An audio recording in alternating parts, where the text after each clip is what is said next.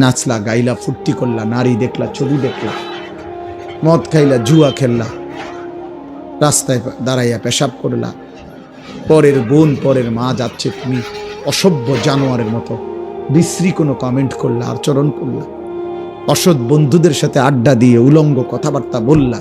এটা তো সহজ, ভেসে যাওয়া স্রোতের সাথে এটা তো সহজ, কিন্তু স্রোতের প্রতিকূলে দাঁড়িয়ে থাকা কঠিন। এই জন্য গুনার এই আড্ডায় ভাইসা যাওয়া এত সহজ, কিন্তু তার প্রতিকূলে, তার বিপরীতে আল্লাহর দ্বীনের উপরে, কালেমার উপরে, ঈমানের উপরে, আখিরাতের উপরে টিকে থাকা কঠিন। কিন্তু সফলতা, সম্মান, ইজ্জত যুগে যুগে তাদের কপালে ইজ্জত। স্রোতে যারা ভেসে যায় না, প্রতিকূলে মজবুত করে দাঁড়িয়ে থাকে। अगर चे बुत है जमात की आस्तीनों में मुझे है हुक्म खुदा ला इलाहा इल्लल्लाह। এটা ইব্রাহিম আলাইহিস সালামের কথা আর কি, বাকি কথাটাকে আল্লামা ইকবাল শেরের আকারে বলছে। ইব্রাহিম আলাইহিস সালাম বলেছিলেন যে, হে আমার জাতি, তোমাদের প্রত্যেকের বগলে হাতে যদি একটা একটা করে মূর্তি থাকে, সমস্ত মূর্তির মাঝখানেও যদি আমাকে দাঁড় করাও, আমি সেখানে দাঁড়িয়েও বলবো লা ইলাহা ইল্লাল্লাহ, আমি শুধু আল্লাহকে মানি, আমি শুধু আল্লাহকে মানি, আল্লাহকে মানি। যার কারণে নমরুদের আগুনের কুণ্ডুলির মুখেও উনি এক সেকেন্ডের জন্য আল্লাহকে ভুলে নেন। তাফসীরের মধ্যে আছে, চারজন ফেরেশতা, শ্রেষ্ঠ ফেরেশতা জিব্রাইল, মিকাইল, ইসরাফিল, আজরাইল, এই উনারা পর্যন্ত ইব্রাহিম আলাইহিস সালামের আগুনের কুণ্ডুলিতে ফেলবার সময় উনারা আসছিলেন সামনে। চারো ফেরেশতা আইসা বলছিল, ইব্রাহিম, তুমি যদি আমাদের কাছে সাহায্য চাও, আমাদেরকে যদি সাহায্য চাও, আমরা তোমাকে এই ফেরাউন আর নমরুদের আগুনের কুণ্ডুলি থেকে এক্ষুনি আমরা তোমাকে উদ্ধার করব। ওনারা ফেরেশতারা বলছে, তাফসীরে আছে, আমরা পড়ছি।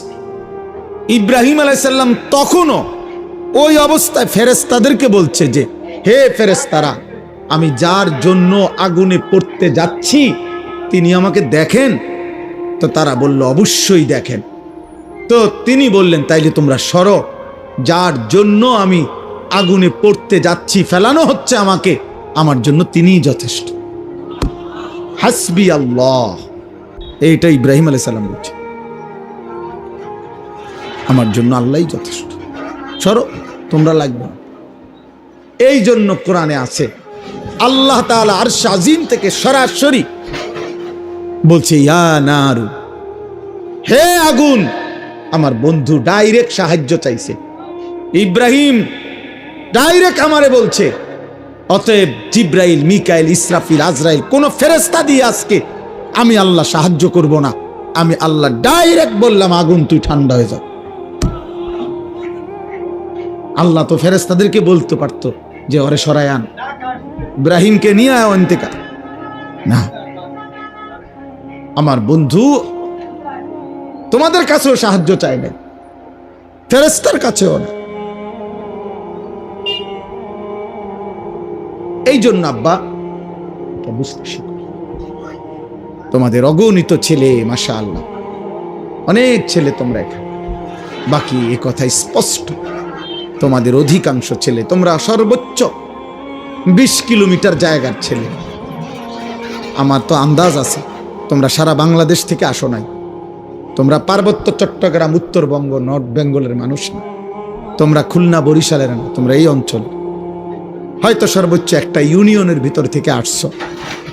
এই এতটুকু জায়গার ছেলে, তোমরা একটা ছেলে দাঁড়ায়া দেখো, তোমরা যে কয়জন ছেলে এখানে আসছো, যদি 1000 ছেলে হয়, 950 ছেলের চেহারায় নামাজের কোনো চিহ্ন নেই। হায় মুসলমানের বাচ্চা, এত বড় অসভ্য বেয়াদব কেমনে হইল? আহা, এত অল্প বয়সে 14 বছর 20 বছরে আল্লাহ ভুলে গেলা, এত কম বয়সে আল্লাহ ভুলে গেলা। এত অল্প বয়সেই মালিক চেনো না? এত অল্প বয়সেই এক ওয়াক্ত নামাজের সেজদা দাও না? তাহলে আগামী 20 বছর এভাবে যদি তোমার পার হয় তো তুমি তো দাজ্জাল হয়ে যাবে।